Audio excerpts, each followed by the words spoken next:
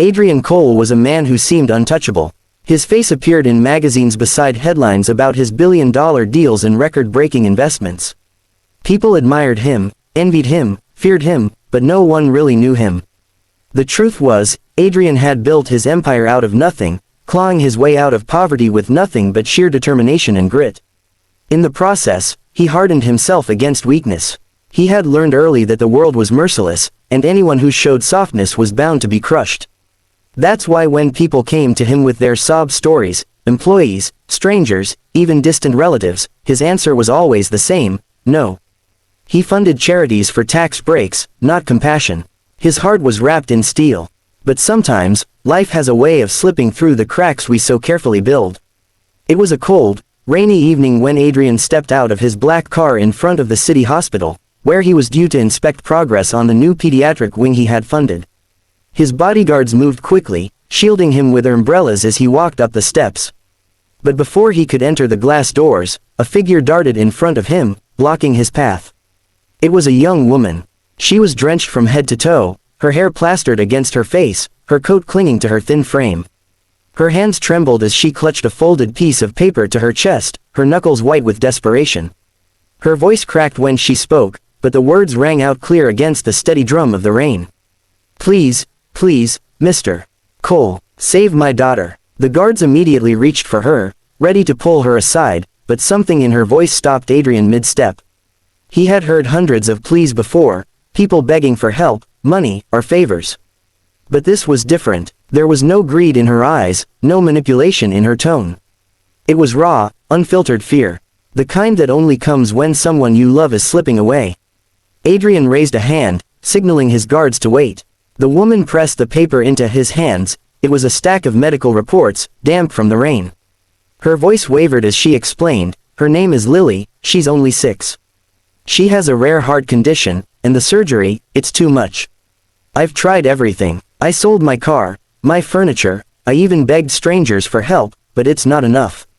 Please, she's all I have." Adrian almost closed the file, but a photograph slipped out and landed against his shoe. When he bent to pick it up, his eyes locked onto the smiling face of a little girl. Lily. Her wide brown eyes were full of light, her smile so pure that for a second, Adrian felt something twist in his chest. He hadn't felt that ache in years. He wanted to brush it off, to remind himself that people often used children as leverage. But then Emily, he didn't know her name yet, but he could see it in her eyes, whispered, "If I lose her, I'll have nothing left." For reasons he couldn't explain, Adrian didn't walk past her that night. He stood there, rain soaking into his tailored suit, staring at the face of a child he had never met, and feeling the first crack in the armor he thought would never break. Adrian Cole had promised himself he would not get involved. It was safer that way. He had spent years insulating his world from feelings that could distract him. But that night, after the encounter in the rain, sleep refused to come. Every time he closed his eyes, he saw the photograph of the little girl with the innocent smile. Something about the desperation in her mother's voice kept echoing in his mind like a haunting refrain. Against his better judgment, the next day he ordered his driver to take him not to the office, but back to the hospital. The corridors smelled faintly of disinfectant, buzzing with hurried footsteps and muffled voices. Adrian felt oddly out of place in his tailored suit as he followed a nurse to a small room on the 3rd floor. Inside, the frail form of a little girl lay curled beneath hospital blankets. Her hair was thin, her skin pale, yet her eyes lit up when she turned to see her mother by her side. "Mommy, you came back so fast," the girl whispered, her tiny voice weak but filled with trust. Emily, Adrian had finally learned her name, smiled through tears. She brushed back her daughter's hair with trembling fingers. "Of course, sweetheart, I'll always come back." Adrian stood by the door, watching silently. He had expected to feel nothing, maybe even mild annoyance for letting himself get dragged into this situation. But instead, he felt like an intruder, witnessing something too tender for a man like him. It wasn't just love between a mother and daughter. It was survival. Emily's entire existence revolved around that fragile little girl. When Emily noticed Adrian, her eyes widened. She looked startled at first, then quickly rose to her feet. "Mr. Cole, I didn't think you would come." Her voice shook, but there was hope laced in it too. She gestured to the girl. "This is Lily." Lily tilted her head curiously. Is he one of the doctors? She asked. Adrian cleared his throat, unsure how to respond. No, just someone your mom asked for help.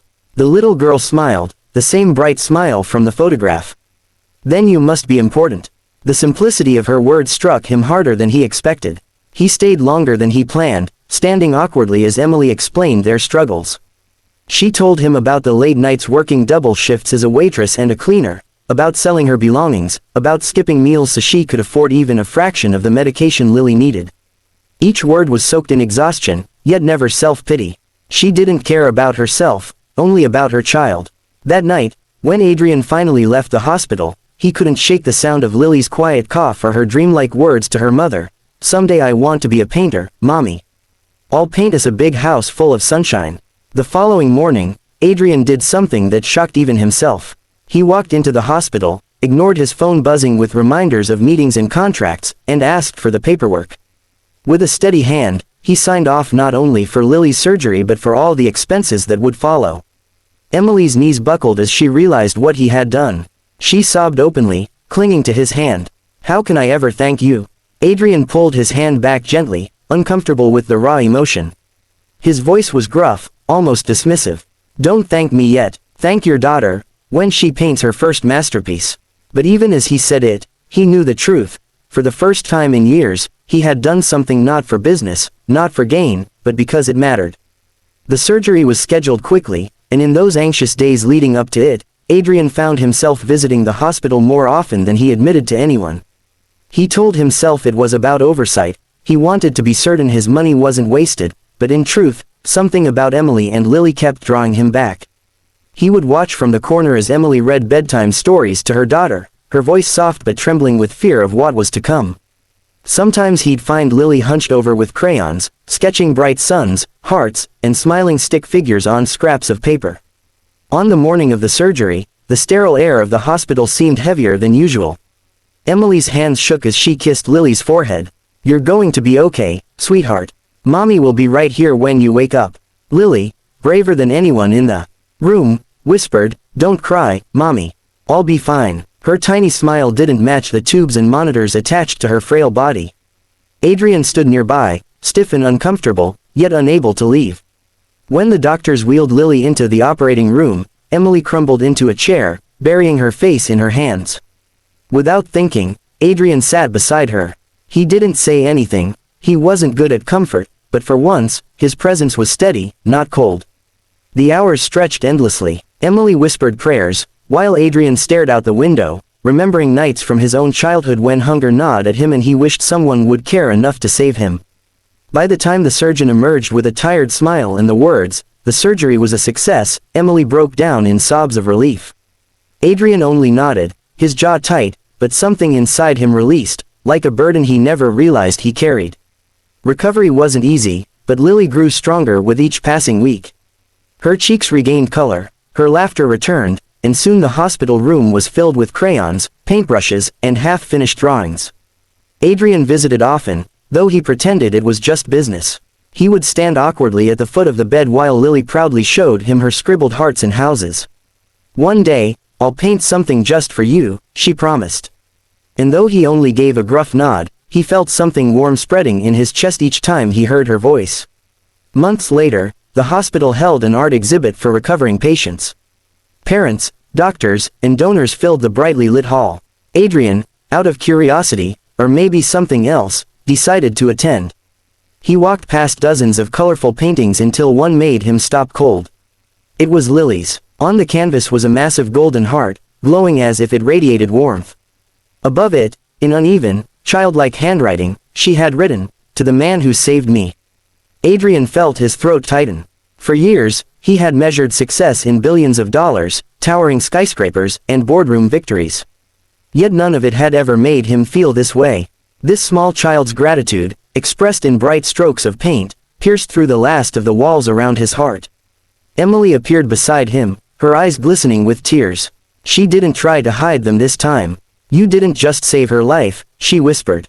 "You saved mine too." Adrian turned to her, struggling for words. For once, he had none. All he knew was that the laughter of a little girl and the quiet strength of her mother had given him something he never thought he'd find: purpose. And in that moment, Adrian Cole, the untouchable billionaire, realized he had never been richer.